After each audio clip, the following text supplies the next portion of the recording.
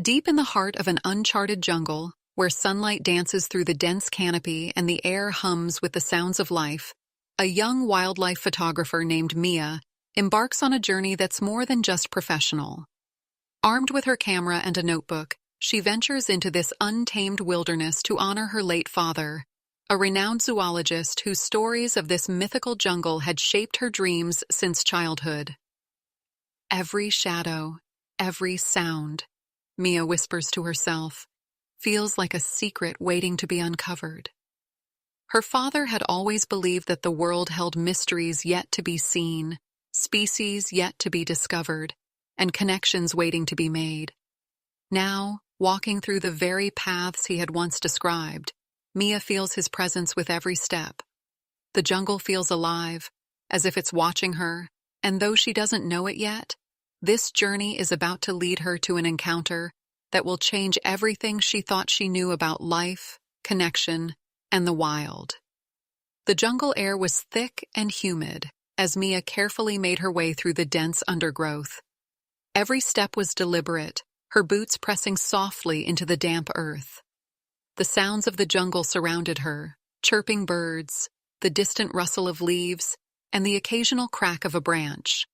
She paused for a moment, her camera poised, and focused on a brilliant blue butterfly resting on a nearby leaf. "Beautiful," she murmured under her breath as the camera clicked, capturing the intricate details of its wings.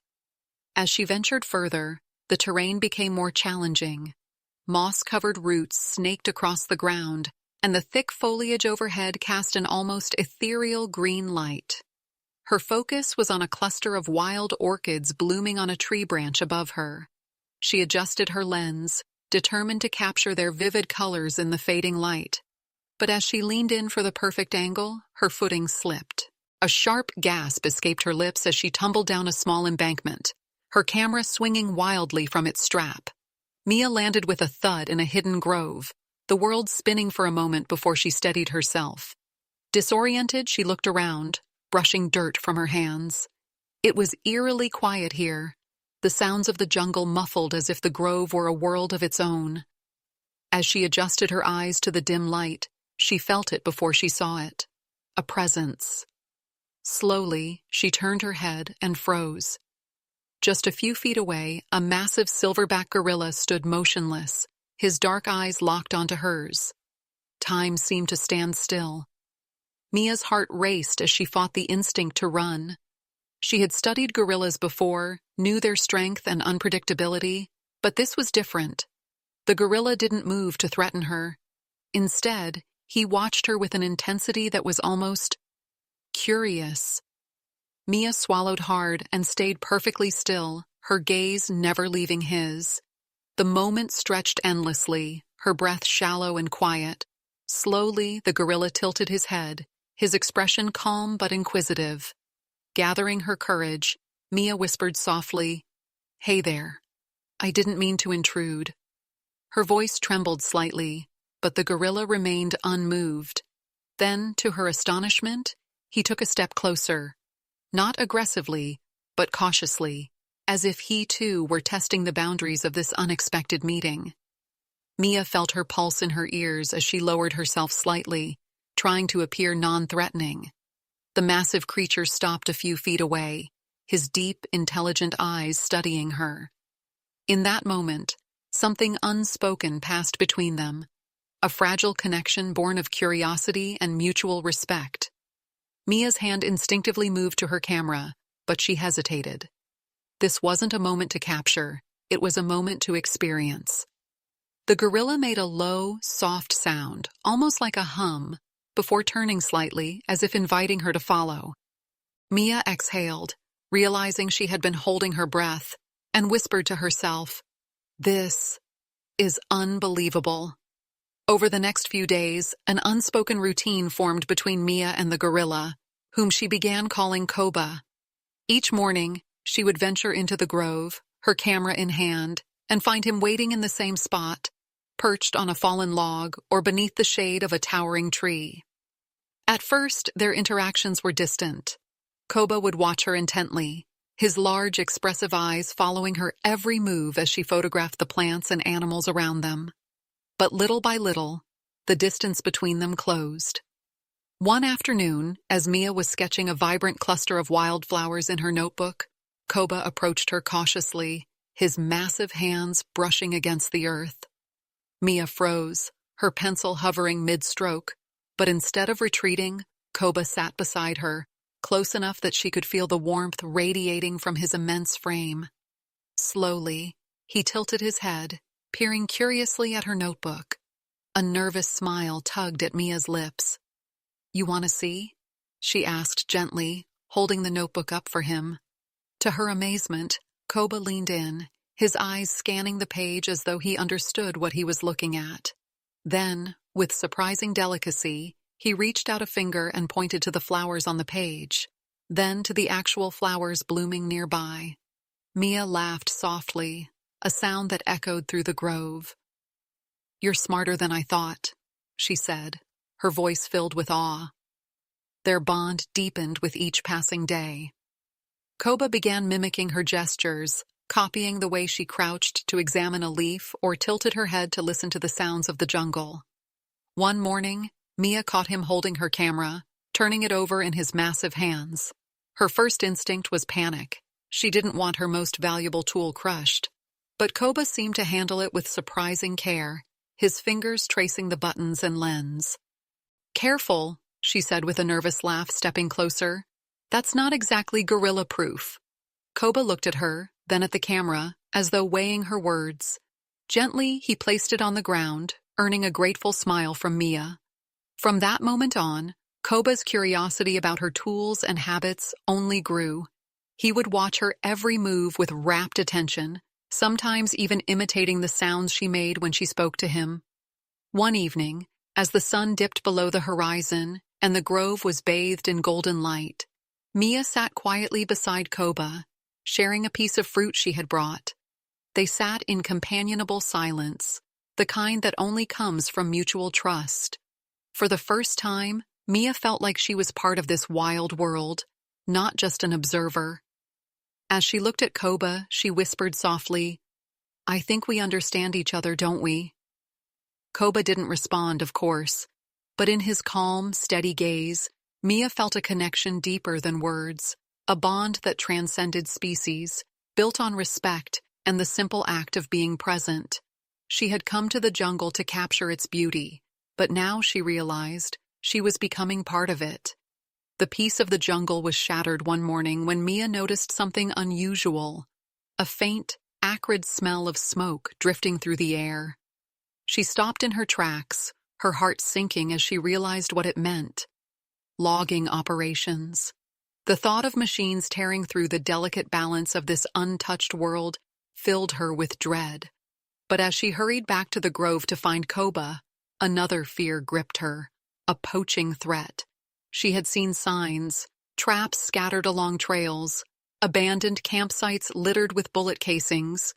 They were targeting Koba. When she reached the grove, Koba was there, his calm demeanor a stark contrast to the storm of worry inside her. She knelt down, speaking softly, trying to hide her panic. "Koba," she whispered, "we're not safe here anymore. They're coming." As she closed the notebook, her phone buzzed with a notification. It was a video sent by one of the researchers now stationed in the jungle reserve. The footage showed Koba in his grove, surrounded by his family, safe and thriving. Mia's eyes filled with tears as she watched him, a sense of peace washing over her. The video ended with a message. "The jungle is healing, thanks to you." Mia leaned back, a smile spreading across her face. She realized that while her journey with Koba had ended, their story was far from over. It was now a story shared by countless others, a story of resilience, connection, and the power of love to transcend boundaries. After what felt like an eternity, she heard his heavy footsteps behind her. Relief flooded through her as they broke through the trees and into a clearing. Panting, Mia turned to him. "We can't stay here anymore," she said, her voice trembling. Koba's gaze was steady, and for the first time, she saw something in his eyes that she hadn't noticed before. trust. In that moment, she knew they would face whatever came next, together. Mia worked tirelessly through the night, her camp illuminated by the dim glow of a lantern. Her fingers moved quickly as she sorted through the footage on her camera, each image and video a piece of the story she needed to tell. The destruction caused by the loggers, the traps laid by the poachers, and, most importantly, the footage of Koba, his intelligence, his gentle nature, and his undeniable connection to her. This wasn't just about saving one gorilla, it was about showing the world why this jungle, and everything within it, deserved protection. As the first light of dawn filtered through the trees, Mia packed her gear and prepared to make her way to the nearest village with an internet connection. Leaving the jungle, even temporarily, felt like a betrayal, but she knew she had no choice. Before she left, she knelt down in front of Koba, who sat watching her with his steady, knowing gaze. "I'll be back," she promised, her voice firm despite the lump in her throat. "I just need the world to see you, really see you." The journey to the village was treacherous, the terrain unforgiving, but Mia pushed through, fueled by the urgency of her mission. When she finally arrived, exhausted and covered in dirt, she wasted no time. She uploaded the footage to her laptop, edited it into a compelling narrative, and sent it to every conservation organization and media outlet she could think of. Then she waited, her heart pounding as she watched the upload bar slowly reach 100%. Hours later, her phone buzzed with the first response. Then another, and another. Emails, calls, and messages poured in. Her video was going viral, shared across platforms with captions like, "Save the jungle," "Protect Koba," and "A wild bond that could save a forest." People were captivated by Koba's story, by the unlikely friendship he had formed with Mia, and by the urgent need to protect his home. Back in the jungle, Mia returned to find the grove eerily quiet. Her stomach churned as she called out softly, "Koba?" For a moment, there was no response, and panic clawed at her chest. Then, from the shadows, he emerged, his massive frame moving with cautious grace. Relief washed over her, and she ran to him, her voice trembling. "They saw you," she said, tears streaming down her face. "The whole world saw you." In the days that followed, the tide began to turn. Environmental organizations arrived in the jungle, bringing supplies and experts to help protect the area. The government, pressured by the overwhelming public response, declared the region a protected reserve. The logging companies and poachers were forced to retreat, their plans thwarted by the global outcry. One evening, as the jungle began to heal from its scars, Mia sat beside Koba in their familiar grove. The world beyond the trees had changed, but here, things felt the same, peaceful, alive, and filled with unspoken connection. She reached out, placing her hand gently on Koba's arm. "We did it," she whispered, her voice breaking with emotion. "You saved this place, Koba. You saved everything." Koba didn't respond, of course, but as he looked at her, a low, rumbling hum escaped his chest, a sound of contentment, of trust, and perhaps of gratitude. The bond between them, forged in the wild, had become a symbol of hope for the world. And though their paths would soon diverge, Mia knew she would carry this experience with her forever. The jungle was quiet now, its rhythms returning to the harmony that had been disrupted by human interference. The poachers were gone, the loggers driven out, and the forest had been declared a sanctuary. Mia stood at the edge of the grove, her camera hanging loosely around her neck. The world beyond had rallied to protect this place, but now it was time for her to say goodbye.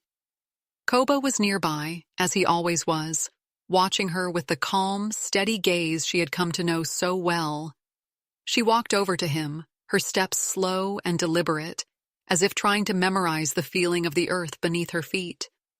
When she reached him, she knelt, looking up at his towering frame. "I wish I could stay," she said softly, her voice thick with emotion. "But this is your home, Koba. You belong here. For a moment, Koba didn't move. Then, with a surprising gentleness, he extended his hand and touched her shoulder. The gesture was simple, but it spoke volumes. Mia felt a tear slip down her cheek as she smiled. "You're going to be okay," she whispered, more to herself than to him. Over the next few hours, Mia made her way through the jungle, visiting the places that had become her sanctuary. The river where she'd sketched, the clearing where she'd first seen Koba, the grove where they had forged their bond. She captured her final shots, not for the world this time, but for herself. These were memories she would carry forever. As the sun began to set, casting golden hues across the jungle, Mia returned to the grove one last time. Koba was there, as if he had been waiting for her. She placed her hand on his massive arm, the connection between them as strong as ever. "Thank you," she said, her voice barely above a whisper, "for everything." When she finally turned to leave, she felt Koba watching her. She didn't look back, knowing that if she did, it would make leaving even harder. As she walked through the dense foliage, the sounds of the jungle surrounded her, the chirping of birds, the rustling of leaves, the distant call of monkeys. And though her heart ached, she felt a sense of peace.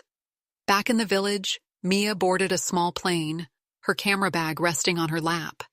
As the plane ascended, she looked out the window at the vast expanse of green below. Somewhere in that endless jungle, Koba was living his life, free and safe. The thought brought a bittersweet smile to her lips. Weeks later, back in her city apartment, Mia sat at her desk, editing the last of her photos. Her walls were covered with images of the jungle, majestic trees, vibrant wildlife, and, of course, Koba. The world had seen these moments, but to Mia, they were something more.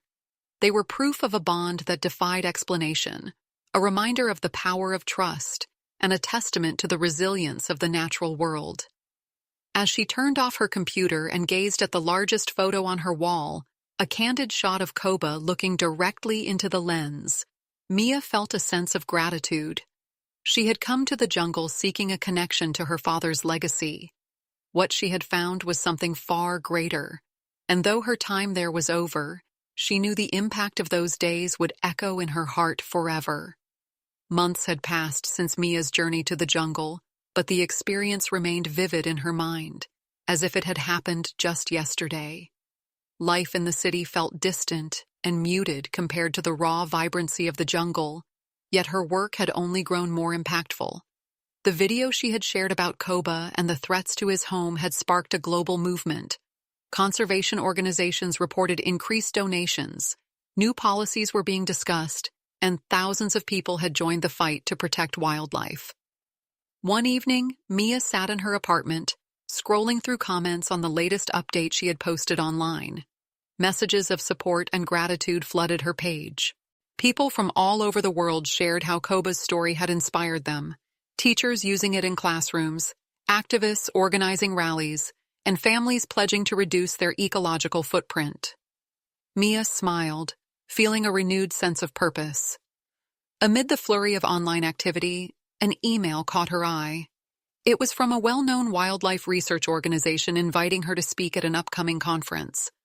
They wanted her to share her first-hand account of the bond she had formed with Koba and how it had highlighted the urgent need for conservation.